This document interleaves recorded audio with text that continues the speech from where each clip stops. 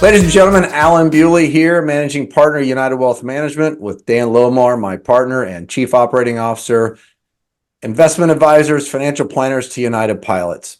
Made a couple of changes this year. We're working together more as a team. So you're going to see more of these podcast episodes, videos of Dan and I together, putting out some good information, we hope, to our clients and the rest of the pilot group. So let's just dive right in. Today, our main topic is profit sharing. It's on everybody's mind.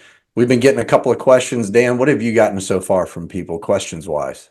Yeah, the big questions I've gotten so far are, which I get all the time as far as even just regular 401k contributions, is, well, how much should I put in?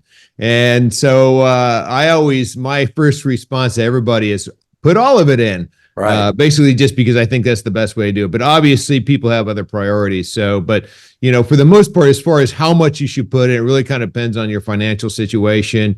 Do you have other obligations? Are you paying off debts? Are you building up an emergency savings plan? Paying for college 529 payments and stuff like that. So really it's kind of a matter of prioritizing.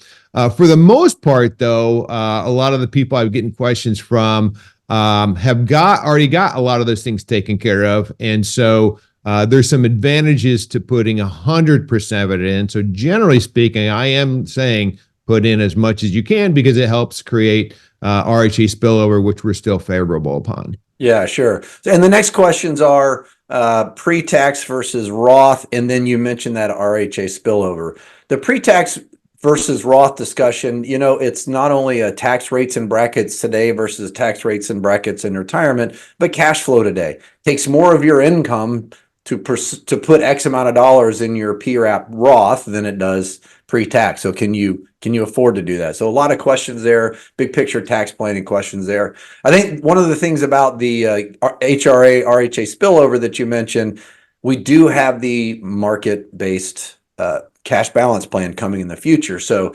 spillover is less dire or less of a threat to, I would say, those TRICARE couples.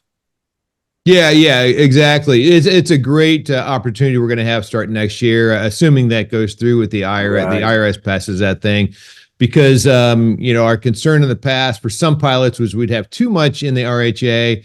And in being that this could be the last year where we don't have that option and we have that option next year, I would say go ahead and create as much spillover as possible for most people. Some people are already going to be there. So the other consideration I'll throw in there is that, they came out in December with this thing called the PRAP enhancement, where we can now make pre-tax and post-tax contributions at the same time.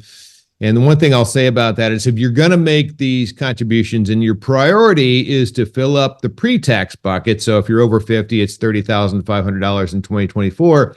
If that's your priority, then I would probably make all, if you're going to contribute profit sharing, I would contribute all or at least most of it on a pre-tax basis, because what I've seen is if a person ends up splitting their contributions, and they're making someone higher on the pay scale, right, making moderate contributions. If they split their contributions pre-tax and post-tax down the middle, so 50-50, there is a chance their pre-tax bucket will not get reached, because you're up against compensation limits and you're up against the high limits, $76,500. So just something to think about. And so a pre-tax contribution from profit sharing is one way to fix that pretty easily. Sure. Yeah. And for that situation, you're talking about wide body captain situation where mostly making so much. Yeah. Yep. Or someone who just flies or just flies a lot. You could take a narrow body captain that flies a lot. Same thing. Yep. Yeah. Apparently the guys in Guam are getting 110 hours a month without even trying. So they're kind of in that realm as well. Yeah, so, absolutely. Okay. So the Roth versus pre-tax is one thing for people to think about, and then how much. And like we're saying, hey, contribute early, contribute often. Not only are you getting all of that in there early, it also opens the door for big mega backdoor Roth conversions within the PRAP. So you get all that pre-tax or Roth done quickly, and then you start that voluntary post-tax early in the year. Have that auto conversion feature turned on. So lots of mega backdoor Roth, and then some great spillover. And like you said, next year, theoretically, maybe 26, but R&I committee saying next year, we will have the option to send the spillover one place or the other, cash balance plan or the RHA, active HRA. Yeah, it's a tremendous opportunity if we get that option, and if we get elected on a yearly basis, that's even better. Crazy. So it's a great opportunity if that comes through. Hopefully it does. Okay. What else on profit sharing?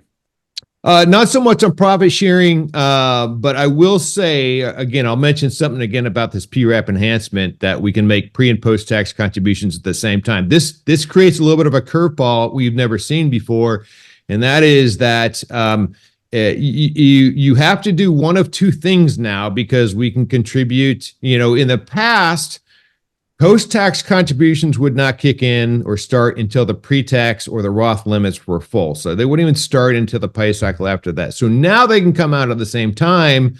And because of that, a lot of people have post-tax contributions turned off. And that's the way the year started. They were turned off for everybody.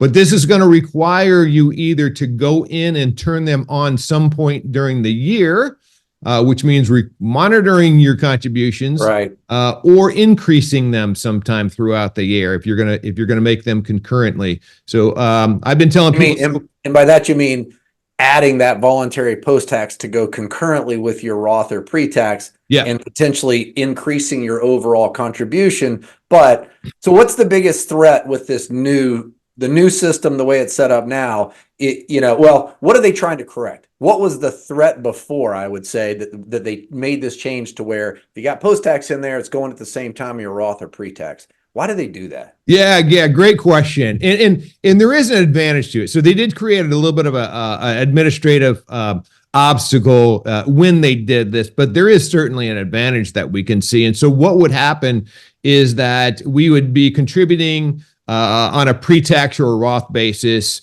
And so if in 2024, that'd be up to $30,500 if you're over 50. And so once that got hit, it would not be until another pay cycle, until the next pay cycle, that post-tax contributions would start. So theoretically, there could be an entire pay cycle where you're not getting a full contribution in there. Right. And so if it took $1 to max out your $30,500 on your June 1st pay advice, you're done. There's no more that would go in there until the June 16. So you would have missed out on a lot of contributions. Yeah. Yep. And so what I'm seeing when I'm running the PRAP calculator for folks is that I am seeing, this does, generally speaking, fit anywhere from an extra $1,000 to $5,000 in there, depending on your contribution rate and your pay scale and stuff like that. So there is definitely an advantage that to this, but there is also an administrative step or challenge to pull it off completely also. Yeah. Okay. All right. Anything else on profit sharing? No, that's it. I think we covered most of that stuff. The only thing I'll say is that if you haven't been on there yet, it's on the Flying Together website. If you haven't seen what yours is, just Google search on Flying Together profit sharing 2024.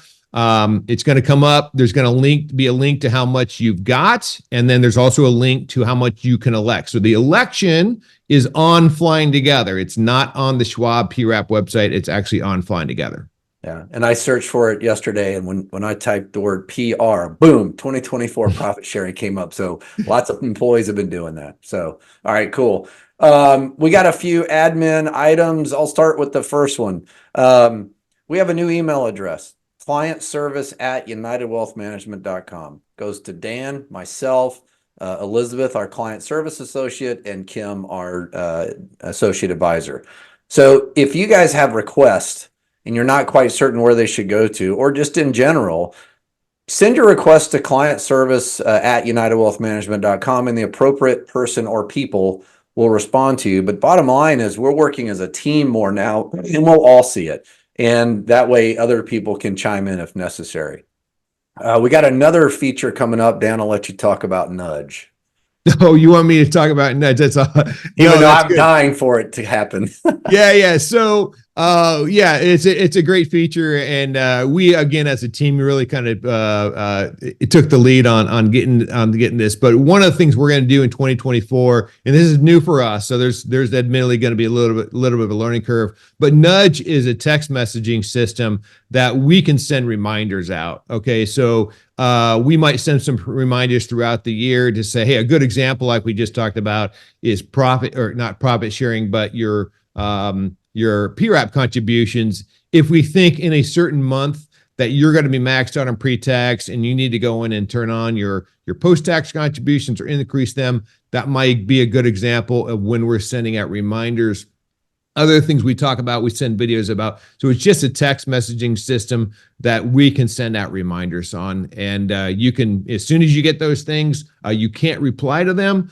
But you can check on whether you did something like that. So I think we haven't messed with it yet. We haven't used it yet, but that's one of the things we got coming out in 2024. Yeah. So like if your annual review, we decide you need to change life insurance or something like that. Once we're done, we'll have it set where a week or two later, it's going to send you a text and say, have you done this yet? If you hadn't done it, you click no, and guess what? It's going to remind you again in a week or so. But when you're done, you just click that it's done. Again, you can't reply to these texts, but we are notified if you do something and won't bother you anymore. So very good. Absolutely. The one thing I'll also add to that, and I think Al and we would agree with this, is Al and I will occasionally get a text message at about 3 a.m. Even when we're at home. So we want to provide as much and the best customer service as we possibly can. But to be honest, is that if we get a text message when our train of thought is somewhere else, there is a chance that text message might get missed in the fray, because if we're with our family or we're just with another client or something like that. So what we want to do too is encourage just email as a primary source of communicating with the team. Yeah, exactly. And that hints that client service at email address. So the last thing is the eMoney client portal. Dan's clients are all on it, and mine are coming over to it. So for those clients who have been with me for a while, you should have received an email from Elizabeth and an invite to the eMoney portal. It's replacing the old Advise-On portal. It's better. Linking accounts is better than Advise-On. It's got the same vault. When you initially get in there, your previous documents are not going to be there, but we're working on getting those migrated over for you. Your Schwab accounts will already be linked up, but we encourage you, get in there, link up Alliant, Navy Federal, link up your mortgage. You can Zillow estimate your house in there, all sorts of stuff. It's a great one-stop shopping personal financial website, similar to Advise-On, but better in a lot of ways. The greatest thing is whatever you link up there, eMoney is our financial planning software, and therefore it's automatically baked into your plan. So that's one huge advantage to it. Yeah, Alan, if you want, I'll do a real quick screen share. Sure. Just to show you what the portal looks like. First of all, it's on our website. Our website is now changed so that client login will take you right to the eMoney sign in. And so there's that part. Obviously, I've already got a client, a fake client pulled up here. So it didn't go to the login page, but this is what the portal looks like. Your accounts are listed here on the left side. Your risk tolerance quizzes and assessments down here.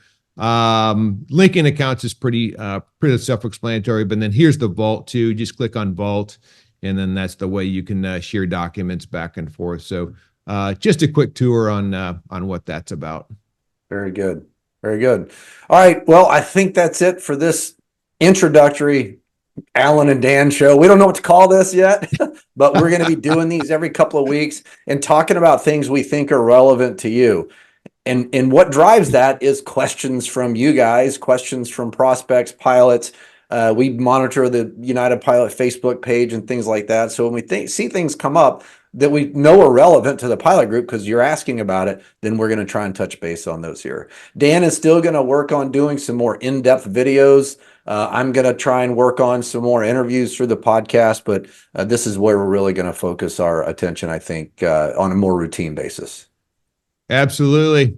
I think we've done so far so good, Alan. So I'm looking forward to doing more. Yeah, man. All right. We'll see you later. Thanks, guys. See you guys. Bye.